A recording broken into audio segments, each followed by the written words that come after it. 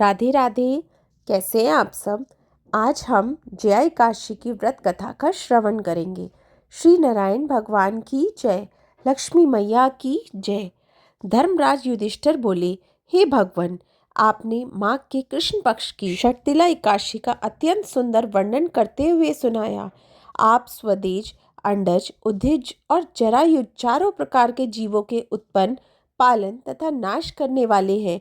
अब आप कृपा करके माघ शुक्ल एकादशी के विषय में भी बतलाइए। इस एकादशी का क्या नाम है तथा इसके व्रत का क्या विधान है, इसकी विधि क्या है, इसका व्रत करने से किस फल की प्राप्ति होती है और इसमें कौन से देव का पूजन किया जाता है। कृपया यह विधान पूर्वक कहिए। श्री कृष्ण कहने लगे, हे राजन, माघ शुक्ल एकादशी के दिन आने वाली एकादशी को जया एकादशी के नाम से जाना जाता है।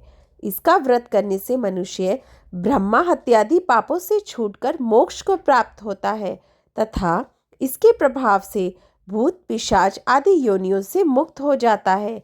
इस व्रत को विधि पूर्वक करना चाहिए। अब मैं तुमसे पद्म पुराण में वर्णित इसकी महिमा की एक कथा सुनाता हूँ। जया एकादशी व्रत कथा। देवराज इंद्र स्वर्ग में राज करते थे और अन्य सब देवगण सुखपूर्वक स्वर्ग में रहते थे।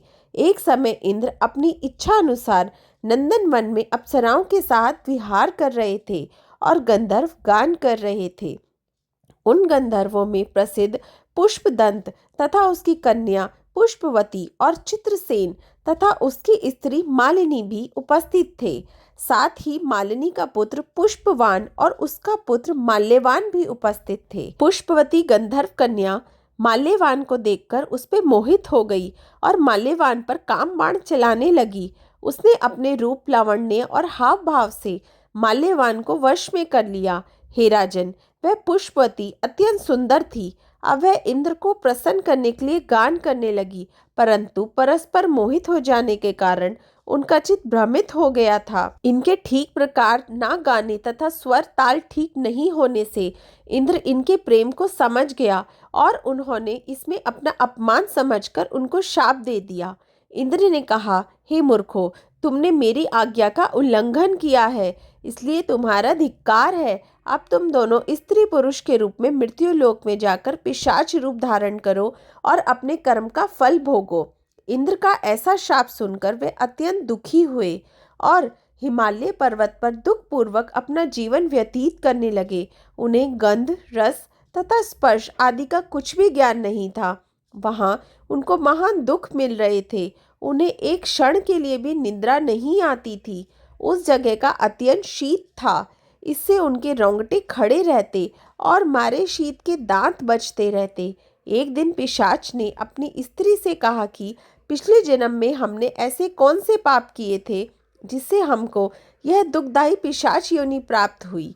इस पिशाच योनि से तो नरक की दुख सहना ही उत्तम है, अतः हमें अब किस प्रकार का पाप नहीं करना चाहिए। इस प्रकार विचार करते हुए वह अपने दिन व्यतीत कर रहे थे। दैव्य योग से तभी माघ मास में शुक्ल पक्ष की जया नामक एकादशी आई। उस दिन उन्होंने कुछ भी भोजन नहीं किया एवं अच्छे अच्छे कार्य किए, केवल फल फूल खाकर ही दिन व्यतीत किया और सायंकाल के समय दुखी अवस्था में पीपल के वृक्ष के नीचे बैठ गए। उस समय सूर्य भगवान अस्त हो रहे थे।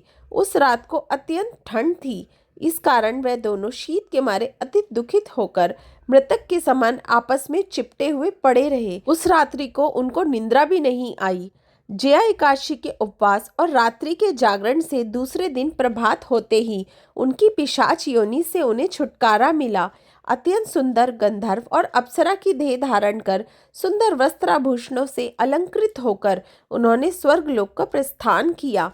उस समय आकाश में देवता उनकी स्तुति करते हुए पुष्प वर्षा करने लगे।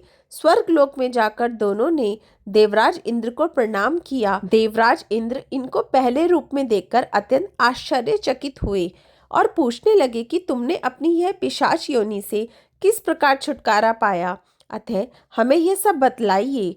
माल्यवान बोले, हे देवेंद्र, भगवान विष्णु की कृपा और जया एकादशी के व्रत के प्रभाव से ही हमारी पिशाच देह छूटी है तब इंद्र बोले कि हे माल्यवान, भगवान की कृपा और एकादशी का व्रत करने से न केवल तुम्हारी पिशाच योनि छूट गई, बल्कि हम लोगों के भी वंदनीय हो गए, क्योंकि विष्णु और शिव के भक्त हम लोगों के वंदनीय हैं।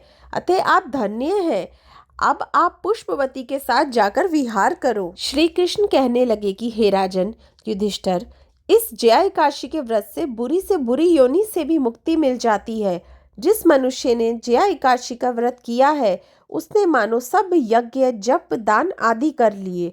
जो मनुष्य जया एकादशी का व्रत करते हैं, वे अवश्य ही 1000 वर्ष तक स्वर्ग में वास करते हैं। जया एकादशी व्रत कथा समाप्त हुई। राधे राधे। आपको मेरी वीडियो अच्छी लगी है तो प्लीज़ लाइक ज़रूर कीजिएगा, मेरे चैनल को सब्सक्राइब कीजिए और वीडियो को आगे शेयर भी कीजिए। राधे राधे।